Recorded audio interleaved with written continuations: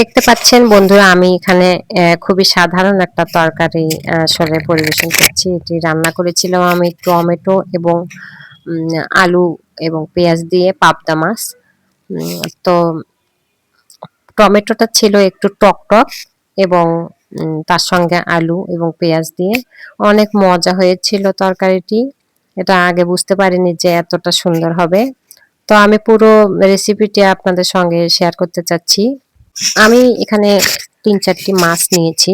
মাছগুলো আমি দুভাগ করে নিয়েছি। তার কারণ মাছগুলো একটু বড় সাইজের ছিল, এই কারণে।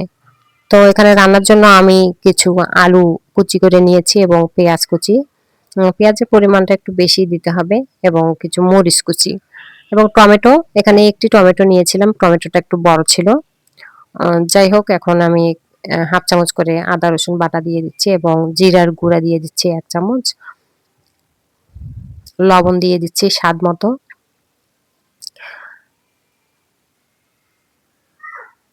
হলুদ দিয়ে দিচ্ছি এখানে পরিমাণ মতো, আমি 2 চামচ মতো দিয়েছি এবং তেল। এই ধরনের তরকারি রান্না করলে আসলে বেশি মশলার প্রয়োজন হয় না এবং এগুলো সবগুলো এখন আমি সুন্দরভাবে মথে মেখে নিচ্ছি। এই তরকারি আসলে এই মাখানোর উপরে অনেকটা স্বাদ নির্ভর করে। তো এভাবে আমি আসলে খুব শক্ত হাতেই আর কি এগুলো ডলে মেখে নিচ্ছি। এই মাখানোটা হয়ে গেলে আমি এর মধ্যে এখন মাছগুলো অ্যাড করে দিব। মাছগুলো দেওয়ার পরে মাছগুলো সহ আমি আরেকবার একটু মাখিয়ে নেব। এবার আর শক্ত হাতে নয়, একটু আলগা হাতে মাখিয়ে নিতে হবে এবং এই সঙ্গে আমি আবার টমেটোগুলো এখন দিয়ে দেব। টমেটোগুলো দিয়েও আরেকটু মাখিয়ে নেব যাতে টমেটোগুলোর ভিতরেও মশলাগুলো সব পৌঁছে যায় এবং টমেটোগুলো মাখানোর পরে আমি সবগুলো টমেটো আবার বেছে উপর দিয়ে বিছিয়ে দেব।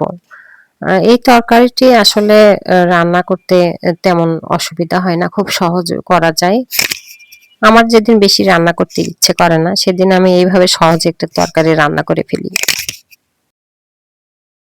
তো এইভাবে আমি তরকারিটি দিয়েছি এবং আমি সামান্য একটু পানি দেব। এটাকে বলে আর কি হাত ধোয়া পানি। হাত ধোয়া বলতে এই যে হাতটা দিয়ে আমি যেটা দিয়ে মেখেছিলাম সেই হাতটা ধুয়ে যতটুকু পানি দেওয়া লাগে আর কি ততটুকু দিয়েছি। এবার ঢাকনা বন্ধ করে আমি কিছুক্ষণ রান্না করেছি। রান্নার পর এখন দেখতেই পাচ্ছেন রান্নাটি প্রায় শেষের দিকে রান্না হয়ে এসেছে। আসলে এই রান্না করতে বেশি সময় লাগে না।